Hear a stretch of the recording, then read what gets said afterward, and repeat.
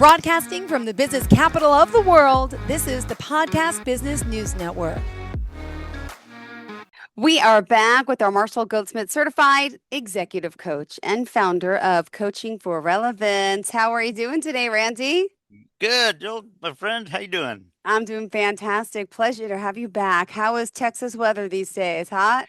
Well, let's put it this way. It's a lot better than it was when it had all the floods about a week ago. So Oh, yeah, God it's bless all of those who are affected by that and people that are still yeah, missing. So sorry. yeah. I Where are but you in relation to that? I know you're in like the Dallas, Fort yeah, I'm Worth in the area. Dallas area, so I'm north of where all that happened and everything. So didn't happen anywhere with where I am, but yeah, it just it can happen sometimes every now and then. So yep. Oh my gosh. Well, thank you for being here, for joining us. And you're here to do your job of just being amazing and just Thank really you. a stand-up individual with his military background to, being an Yeah. aviator, I should say, and what you do to help so many. Let's give a little overview as to the work you do and what are we going to talk about today?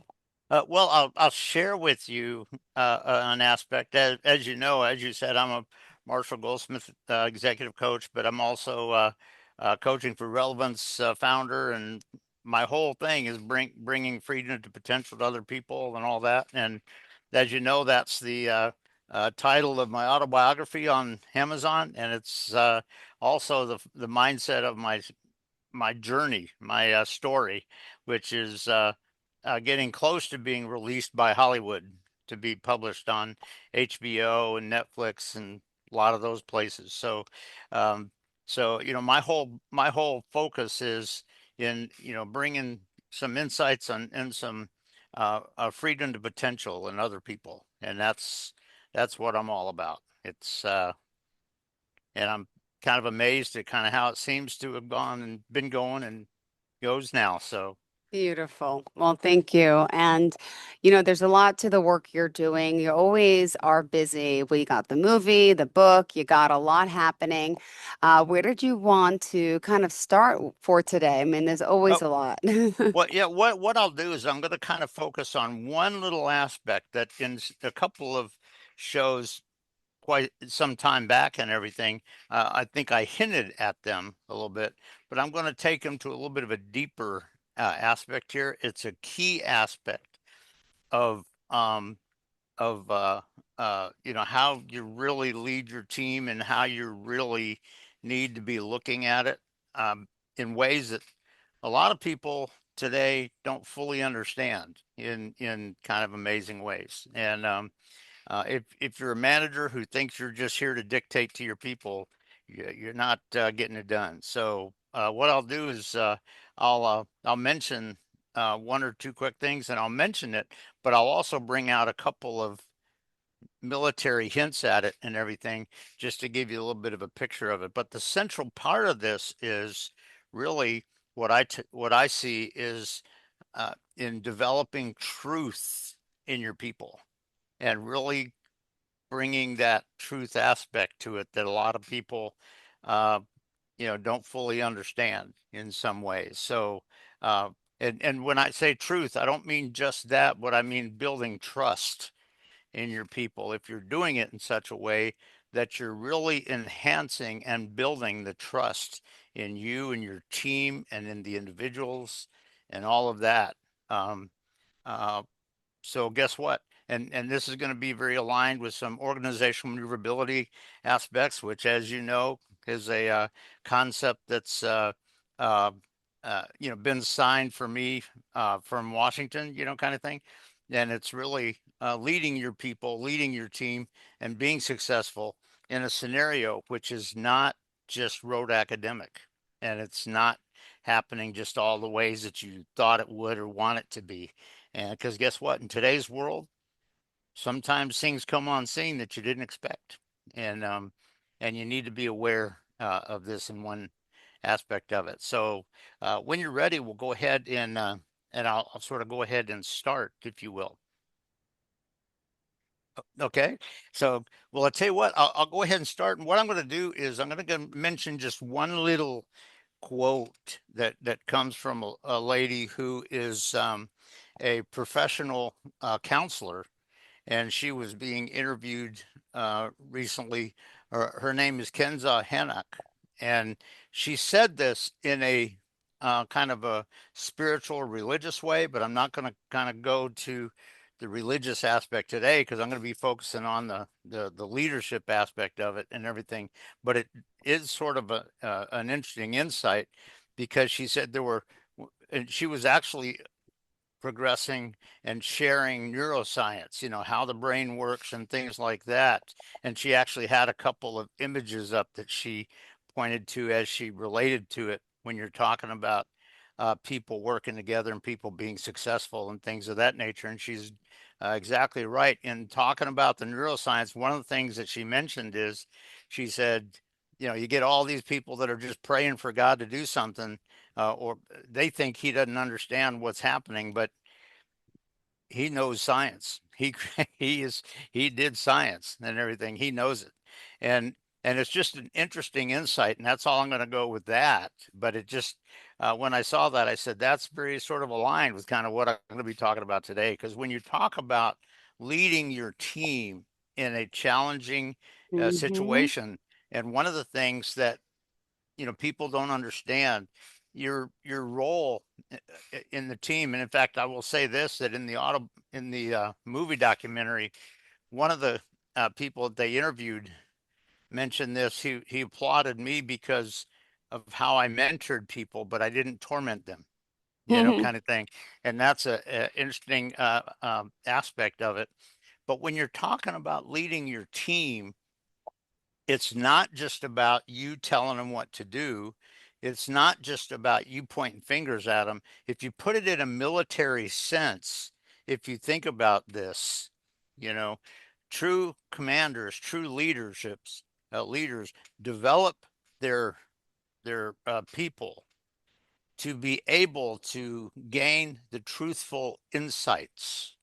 And because here's the thing, if you end up going into combat, what if your commander is shot and killed? You know what? Mm-hmm. If your mindset as a manager is that you're just sitting there saying, "Well, my job is to just tell them what to do. They should just shut up and listen to me and do what I'm doing." You're not getting the job done. You're not getting the job done. And particularly when you're talking about performing in a rapidly changing, unpredictable environment. And if you think about it, and this is what a lot of people don't totally understand. But when you're talking about building truth and trust in your team and everything, guess what? Your people or your individuals may have certain insights from their life journey that stand out to them in ways that you're not even aware of, or vice versa. You have different people that do that. Now, how you're developing your team to be able to bring all that together in a synergistic way, that can be great. But you know what? When the factors are not predictable and when the factors are challenging, guess what? If they're just shutting their brain off and depending on you alone, that is not what you want. Because I'll tell you, Yeah. the fact is there will probably be certain aspects of awareness that they see because of their background and their journey, but you don't see right now. And if you're making it so that they just have to shut up and listen to what you're saying, that's not successful for you. um, the people affect Nicole Mirakowski, who is an ex-military person, kind of thing, and flew with the Thunderbirds, kind of thing at Wow. one point. Uh, shared shared a quote. And I don't remember who the person was that said it, but she said, "You know what? Leaders that are listening get their people to speak." And you know what? As a manager, if all you're doing is looking at it from the standpoint that you just need to listen to me and accept what I'm telling you and shut up and go do this or whatever, guess what? There will be factors that come on the scene that you can't expect and everything. But the other part of that is, which takes it up one notch a little bit, the other part of that is in your team's experience, they Yeah. are experiencing that you don't trust them and they can't fully trust you Mm-hmm. because you don't want what they're experiencing is you don't want their awareness, Yeah. their sharing their insights on this, and everything. And if you think about, like I say, if you think about this aspect of true leadership, it's really building that synergistic oneness. And what it does is it takes all that to a slightly deeper level where you can become one. You can have some of those conversations. And the other part, what a lot of people don't realize is this isn't successful when you wait until something happens and then try to tell your people what to do. That's not when this happens. As a leader, what you have to do is be able to build the conversations with your team prior to that point Yeah. so that they have some insights. And you can remember, I may have I think I shared one or maybe two of these little simple things in previous shows quite some time ago.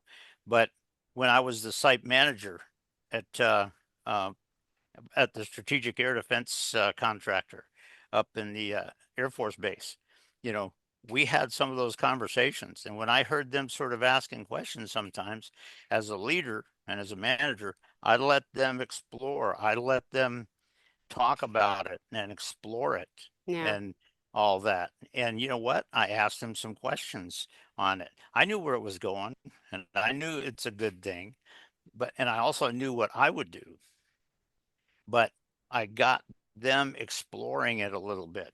And when you're talking about really creating or building sort of trust in your team, that just doesn't happen when it's just one-sided. And when you think about this aspect of uh, along the journey, working together with your team. And as this guy said on the movie, mentoring rather than tormenting, Yeah. kind of thing and everything, mentoring your people to get into some interesting, wow, thoughts on it. Guess what? Yeah. Like as I think I hinted at the military, guess what? If the commander is is killed in battle, guess what? Is your team is the are the soldiers or the airmen or whatever, are they still going to be able to perform Mm-hmm. and stuff? And that's something that when you're talking about leading your team and truly leading your people, that is key. And if you're not doing that in a solid well, if all you're doing is telling them to just do what you say and things of that nature, first of all, you're not getting the job done because you're not making it available. Now, are there times where your team isn't really sure because the situation is so dramatic? Yeah. And there are some times when you may have to do that and say that. Yeah. But you know what? The thing is, as a leader, you have to be aware of that and work with your team and develop them in such a way that they can be, grown up and have become the kind of people that even if you're not there, or even if it's not um, uh, you know, an expected situation that comes on scene, if it's something that's unexpected or unpredictable and things like that, can and this is the question that I offer to leaders out there: can your team truly perform for success even if Wow. you are not there because you had a heart attack or you were in a car crash and you're in the hospital or whatever, kind of thing? Um, can your team truly perform even if you're not there? And the bottom line is when you're talking about developing your team and being ready for those dramatic and successful results, which make the owners of the company or whatever walk up to you and go, wow, kind of thing. And there have been a couple of times in my career where I've had the senior, directors of the program walk in and tell me that there were several times where they did that. And but the bottom line is it's not just because I called attention to myself or anything, but I interacted in such a way that the people really became and really were successful even in a challenging situation. Mm-hmm. And that's something you got to do. That doesn't happen just because as a manager you're telling them what to do or pointing fingers or whatever. That truly comes from when you're really developing your team and leading them, not directing, not just controlling, but leading them and helping them become even a little bit different and better than what they were perhaps.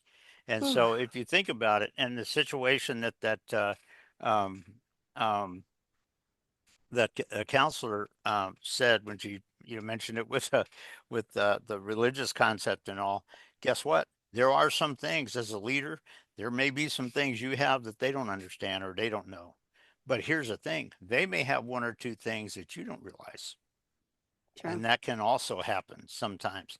And so when you're talking about being a true leader and you're talking about truly developing trust in your team, in your people, in your organization, the few times where I had senior directors walk up to me and give me those compliments in my Yeah. journey, it was that they experienced that trust because of what other people said about me and because of what was experienced in what I was doing. And and so that's something to think about. If if if a manager is simply trying to call attention to themselves and play the game and that kind of thing, they're missing the boat and they're not being real leaders. And so it's just something to think about. I know it's getting close to the time and all, but No, we're um, good. this aspect of the when you're talking about building trust in your team, it's not me telling everybody what to do and me you better do it this way, we're going to do it this, you don't do this kind of thing. Are there some times where you may need to do that? Yeah, but what is your team truly experience No. in a day-to-day experience with you? If that's their experience of you, you're probably not getting the job done. But if they get a sense of kind of where the team is becoming and the insights that are becoming coming on scene and aware and what they're truly capable of, even more so than last week or whatever kind of thing. You know what? That's a key aspect of it that a lot of people don't understand. It's not just about telling them what to do and just creating a little thing and saying, here, you do it, you just do it this way. Now, are there some times where that needs to happen? A little bit, yeah. But the bottom line is what happens when the factor is a little bit different than what you expected in the way you created that, and what do they need to do to adapt it and look at it. And so, you think about it, that it's just something to experience. And and it's interesting what that a counselor said was in the spiritual nature of it, said, well, God knows science and all this kind of stuff. But here's the thing, when you're talking about moving in your direction for a certain aspect and to achieve something, and unexpected factors come on scene, a lot of people have this mindset that it's, well, just go over here and just leave that alone. Well, know what? Guess what?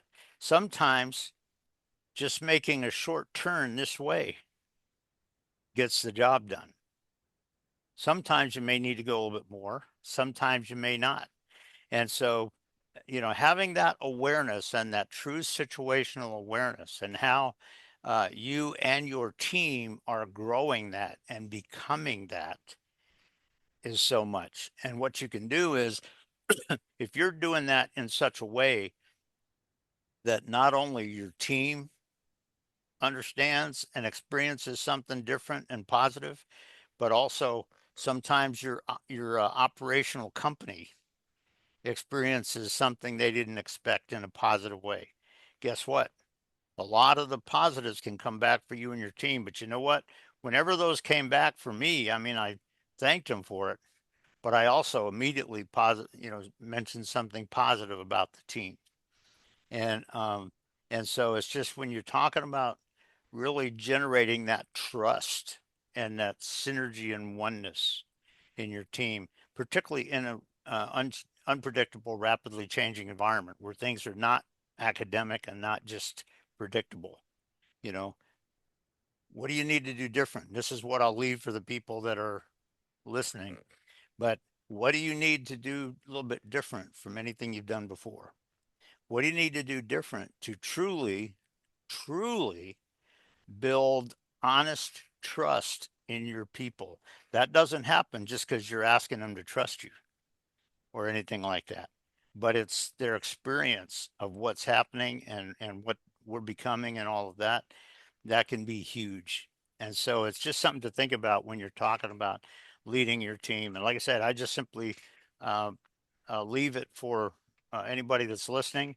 When you think about you and your team right now, or you know what, your family, at, perhaps at home, what, who knows, what's the one thing that you need different to truly build and inspire that positive growth and becoming in there so that it makes a real sense of trust that they have in you. And so it's it's just something to think about when you're talking about these factors that a lot of times people don't think. It's not just a rote academic thing of here, let's go in here, we'll just do this, you know, kind of thing. But it's understanding those factors, understanding how we may need to tweak it, adapt it, adjust it, um, to truly become. And how are we really doing that? And how much trust do we have in our uh, uh, manager or leader because of the way he's interacting with us? And so when you're talking about leading your team, what do you need to do different? And I just sort of leave that with the listeners that are listening today. Well, we still have another 5 minutes left, so we're not done Oh, okay. talking about leading and leadership. We got a little bit of a late start. So, yeah, there's still more time, Randy. Do you want to kind of, well, it's you kind of brought everything full circle, but did you want to Yeah. add anything to this? Well, And well, that's just the central aspect of what yeah. I was going to do. But what I will say is, and this is the one thing that I will lead with leaders that, and in fact, I think I've shared with you one time, Joe, my friend, a long time ago, the most fantastic leader I've ever served with in the military was Richard B. Myers, who became the chairman of the Joint Chiefs of Staff from 2001 to 2005. But one of the things that I tell people is that the thing that I learned the most from him about leadership is in what I observed in him. And so when you talk about leading your team, it's not just about you dictating and telling them and pointing fingers or anything like that, but what are they truly learning and experiencing from you that can make a real difference in your team and in your success and all of that. And so it's just something to think about. I'll just kind of leave that with you when you talk about what's the one thing you need to do. Um, you know what? And that's an aspect that I've applied a number of years in my journey and everything. Um, but you know, what is it that makes your people truly trust you? They don't trust you just because of one or two things you said. And a lot of times in the way that you interact with them may be something that kills trust. Mm-hmm. Not that you meant to, but that in them it killed the trust. And the bottom line is you don't want that. You don't want that. find ways of really making that positive aspect and that synergy and the true trust and the true development and the becoming so that you can be radically successful in unpredictable, rapidly changing situations that come up. And Yeah. guess what? There's times for your team, because they have a conversation over lunch or something. There might be a time where your team comes up with an answer that you didn't even expect. And Oh, you look at it and go, "Oh, you know what? Yeah, let's try that." Kind of thing. And it may be because they're thinking that and having some of those conversations. To be a true leader, you want to be one that can initiate those, but not just to try to dictate to them, but to be a part of them and see kind of what's coming out of them and stuff and on insights and everything, and do it in such a way that you really have that synergy and you build trust both for your team in you, but also for you and your team. Because guess what? If you have a heart attack or something and mm-hmm. you go into the hospital for a week, your team still has to perform. God. And so just when you think about that aspect of it and everything, what do you need as a leader? What do you need to do a little differently to truly build that in your team? And I leave Ah, that for people to think about. got it. Wow. And some team building, some team workshops, any programs you have coming up that you're doing? You're Uh, speaking well, anywhere? I'll tell you, the podcast Business News Network is one, yeah, and stuff. But I know that once that movie comes out, they have. I will say this: that once that movie comes out, um, uh, they're flying me up to New York City into a studio to talk about it and all. But to give you an idea, I went to a special function yesterday uh, that had a lot of friends in it and everything. And because my birthday was about a week and a half ago, what they did is the my friend, who's kind of the lady who's the head of this particular event, stood up and talked about me. She asked me to stand up and she talked about Mm-hmm. me. And we talked a little bit about the aspect of neuroscience. We talked about the coaching and the leadership and all of that kind of stuff. So a lot of those aspects, and I will tell you this, that over at the airport, when I'm working with pilots, a lot of this comes out almost on a daily basis. Yep. And so it's something where are there opportunities where I can sometimes do a speaking engagement? Yeah, somewhat, but it's something that I bring to it every day of what I live. And Mm. and so so yeah, but it's just something that I bring out in everything. Working with pilots, training pilots in the movie, in the in the autobiography, in some of these some of our TBNN their shows and everything, but but a lot of people have experienced a little bit of a difference in me in the way I do that. So I'm humbled by that and I'm appreciative. Beautiful. All right. Well, thank you so much for being here. How can we contact you and get more information? Well, as you know, you can go to my website, the homepage of it, and right at the bottom of it, it has my email address on it, and it has my cell phone. And if somebody wants to, by the way, if you do call, I get a lot of uh, scam messages and all that. So if a phone number calls and I don't recognize it, I don't answer it. So make sure you leave a voicemail kind of thing. And as you know, uh, I don't necessarily require things per se. But if the person actually if they just want to have a conversation, we can do that. But if they have uh, something that they want to do, then we'll come up with something for it and we'll do it.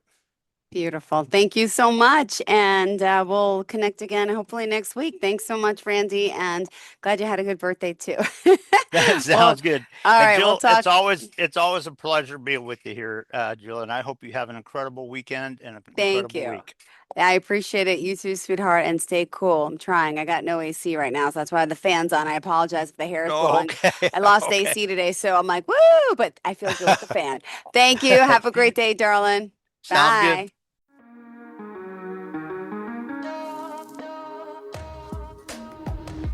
Broadcasting from the business capital of the world, this is the Podcast Business News Network.